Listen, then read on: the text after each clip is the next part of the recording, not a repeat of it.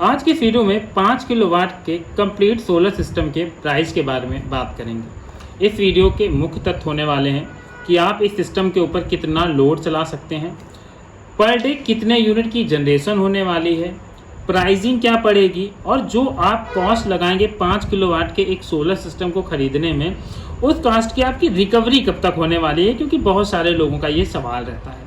इसके साथ ही इस वीडियो में कंप्लीटली बताने वाले हैं सोलर पैनल के बारे में, इन्वर्टर के बारे में, और आप यहाँ देख सकते हैं कि बैटरी और उसके साथ ही जो आपके अदर एक्सपेंसेस आएंगे, structure, ACDB, DCDB, earthing, wire, labour charge, सब कुछ डिटेल के साथ इस वीडियो में बताएंगे। तो चलिए शुरुआत करते हैं आज के हम लोग अपने इस वीडियो की। चैनल पर नया है तो दोस्तों सब्सक्राइब कर दीजिएगा, वीडियो अच्छा लगे तो लाइक कर दीजिएगा। अगर लोड कैपेसिटी की बात करें दोस्तों, जब एक 5 किलोवाट का सिस्टम लगाया जाता है तो आपको वहाँ पर 5 kVA का सिस्टम मिलता है। kVA का सिस्टम अगर बात करें तो 1 kVA में आप करीब 800 वाट तक का लोड चला सकते हैं। तो मतलब आप अगर 5 किलोवाट का सिस्टम लगाते हैं तो आप अप्रॉक्सीमेटली 4000 वाट मतलब 4 किलोवाट तक का लोड इस सिस्टम के ऊपर रन करा लेंगे, चला लेंगे। ये बात करें तो इस पर आप AC, फ्रिज, कूलर, टीवी, मतलब आपके घर के जो भी लोड हैं उनको आसानी से सिस्टम पर रन करा लेंगे। पर डे यूनिट की जनरेशन की बात करें तो दोस्तों यहाँ पर यूनिट की जनरेशन की बात हमारी टेक्नोलॉजी की होगी कि कौन सी टेक्नोलॉजी के साथ आप जा रहे हैं। प्राइसिंग के बाद आखिरी में करेंगे कंक्लूजन और रिकवरी की बात भी करने वाले हैं। सबसे पहले नंबर 1 पर आता है हमारा जो सबसे इंपॉर्टेंट इक्विपमेंट होता है, वो होता है हमारा सोलर पैनल। सोलर पैनल में आपको कई टेक्नोलॉजी मिलती हैं, पर यहाँ पर मैं सिर्फ 2 टेक्नोलॉजी के बारे में बात करूंगा। एक वो टेक्नोलॉजी जो आपका सोलर सिस्टम काफ़ी सस्ता कर सकती है। कितना सस्ता? मतलब 25 से 30 हज़ार रुपये तक अगर आप पॉली के साथ जाते हैं तो आपका ये सोलर सिस्टम सस्ता हो जाएगा। वहीं अगर हाफ कट के साथ जाते हैं तो आपका ये महंगा हो जाएगा। तो नंबर 1 पर बात करें अगर पॉली पैनल के प्राइस की बात, तो दोस्तों ये आपको 30 रुपये पर वाट के हिसाब से मिल जाएगी।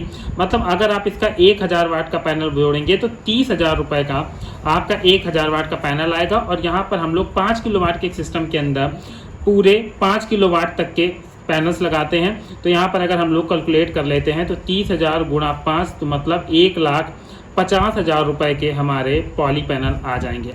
इस पॉली पैनल से अगर हम लोग जनरेशन की बात कर लें दोस्तों, तो 1 किलोवाट का जो पॉली पैनल होता है वो 4 से लेकर 4.5 यूनिट तक की जनरेशन देता है। तो हम लोग ऑन एवरेज अगर 4 लेकर जोड़ते हैं तो यहाँ पर हमें 20 यूनिट पर डे का जनरेशन देखने को मिल जाता है। तो अगर हम लोग यहाँ ऊपर देखें कि कितने यूनिट की जनरेशन, तो मिनिमम हमें 20 यूनिट तक की जनरेशन तो जरूर देखने को मिलेगी। पर अगर आप हाफ कट पैनल के साथ जाते हैं तो हाफ कट पैनल आपका 6 यूनिट की जनरेशन पर डे कर देता है। तो मतलब 5 किलोवाट में आपके 5000 वाट के पैनल लगेंगे। तो यहाँ पर हमें अप्रॉक्सीमेटली 30 यूनिट की पर डे की जनरेशन देखने को मिल जाएगी। तो इस पैक में हम कह सकते हैं कि एक 5 किलोवाट का पैक टेक्नोलॉजी पर डिपेंड करेगा कि आपको 20 से 30 यूनिट के बीच की जनरेशन देने वाला है। हाफ कट पैनल का प्राइस 38 रुपये के अप्रॉक्सीमेटली आता है। मतलब 1 किलोवाट पैनल का कीमत आपको 38,000 रुपये देनी है। तो वहीं अगर हम लोग 5 किलोवाट के पैनल की बात करें तो यहाँ पर हमारा 1,90,000 रुपये पैनल की कीमत पड़ने वाली है। मतलब अगर आप पॉली के साथ जाएंगे तो आपको 1,50,000, और वहीं अगर आप हाफ कट के साथ जाएंगे तो 1,90,000 रुपये, मतलब अप्रॉक्सीमेटली 40,000 रुपये का डिफरेंस यहीं पर आपको देखने को मिल जाता है। पर यूनिट की जनरेशन भी आप देख सकते हैं, यहाँ पर आपको 30 यूनिट पर डे मिलेगी और यहाँ पर आपको 20 यूनिट पर डे की जनरेशन देखने को मिलेगी। दोस्तों इन्वर्टर के मार्केट में 3 ऑप्शन अवेलेबल हैं, ऑफ ग्रिड, ऑन ग्रिड और हाइब्रिड। मैं एक एक करके तीनों के बारे में आपको बताने वाला हूँ। इस वीडियो में हम लोग सिर्फ कवर करने वाले हैं ऑन ग्रिड इन्वर्टर के बारे में, क्योंकि मोस्टली अगर हम लोग रूरल एरियाज की बात करें तो रूरल एरियाज में लोग ऑफ ग्रिड सोलर सिस्टम लगाना ज़्यादा पसंद करते हैं। जितनी इलेक्ट्रिसिटी बनाते हैं उसको यूज कर सकते हैं। और आपके घर पर अगर नॉमिनल लोड है, मान लीजिए आप एक 1.5 टन की AC चलाना चाहते हैं, उसके साथ आपका 1 से 1.5 HP तक का सबमर्सिबल है, और इसके साथ आपके जो भी है इंडक्शन है या और आपके जो भी इक्विपमेंट हैं, वो सारे इक्विपमेंट आपके इस 5 किलोवाट के ऑफ ग्रिड सिस्टम पर ईजिली चल जाने वाले हैं। इसमें किसी भी प्रकार की कोई प्रॉब्लम नहीं होगी। और अगर आप डे टाइम पे, मान लीजिए आप डे टाइम पर AC और इंडक्शन एक साथ चलाना चाहते हैं तो भी आप चला सकते हैं, समरसेबल भी साथ चलाना चाहते हैं तो भी आप चला सकते हैं। क्योंकि अगर आप ऑफ ग्रिड सिस्टम के साथ जाएंगे तो ये आपका PCU होने वाला है, और PCU हमारा जो सोलर पैनल होता है उसके साथ बैटरी होती है, इन सब को कनेक्ट करके सिंक्रोनाइज करके लोड को कैलकुलेट करता है, और जितना भी आप इन सब का लोड चलाते हैं इन सारे लोड्स को भी कर लेता है। ये सबसे अच्छी चीज़ देखने को मिलती है। अब ऑफ ग्रिड अगर सिस्टम की बात करें तो ऑफ ग्रिड सिस्टम के अंदर हमें कई ऑप्शन मिल जाते हैं। पहला मिल जाता है ल्यूमिनस का ऑप्शन, उसके साथ यूटीएल का ऑप्शन, उसके साथ आपको मतलब बहुत सारे मार्केट में ऑप्शन अवेलेबल हैं। पर ऑफ ग्रिड सिस्टम में दो चीज़ें देखने को मिलती हैं, एक PWM टेक्नोलॉजी और दूसरा MPPT टेक्नोलॉजी। तो दोस्तों अगर आप 5 किलोवाट के सिस्टम की तरफ जा रहे हैं तो आप PWM की तरफ मत जाइएगा।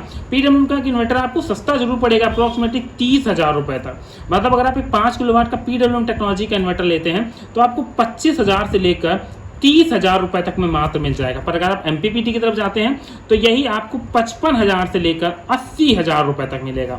ये डिपेंड करेगा कंपनी टू कंपनी, आप किस कंपनी की तरफ जा रहे हैं। तो अगर आपका बजट कम है तो आप PWM की तरफ जा सकते हैं, पर मैं रिकमेंड नहीं करता कि आप PWM की तरफ जाएं। अगर आप इतना बजट लगा रहे हैं तो आपको MPPT की तरफ जाना चाहिए। 55 से 80,000 रुपए अप्रॉक्सीमेटली अगर वीज की वैल्यू लेकर चलें तो यहाँ पर 70,000 रुपए तक आपको ये इन्वर्टर देखने को मिल जाएगा, जिसमें आपको सारे फीचर्स मिलेंगे कि आपका पूरा लोड आपके सोलर सिस्टम से चले तो आपका पूरा लोड सोलर से चलेगा।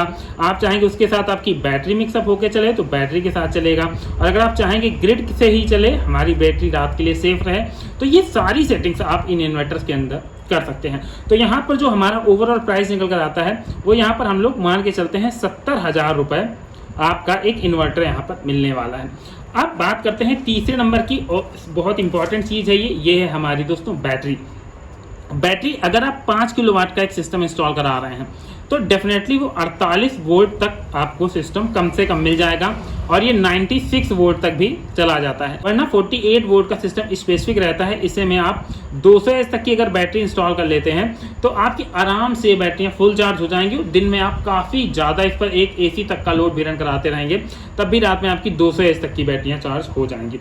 48 वोल्ट का मतलब हो गया कि हमें 200 AH की 4 बैटरी की रिक्वायरमेंट पड़ने वाली है, क्योंकि आप सभी लोग जानते हैं कि एक बैटरी हमारी सिंगल बैटरी हमारी 12 वोल्ट की होती है, तो हमें 48 वोल्ट चाहिए, तो इसमें मल्टीप्लाई 4 कर देंगे तो 48 वोल्ट हो जाएगा। अगर प्राइसिंग की बात करें तो अप्रॉक्सीमेटली आपको 200 एच की बैटरी दोस्तों 18,000 रुपए की मिलने वाली है। तो अगर 4 बैटरियां लेनी है तो ये कॉस्टिंग आपकी आ जाएगी 72,000 रुपये।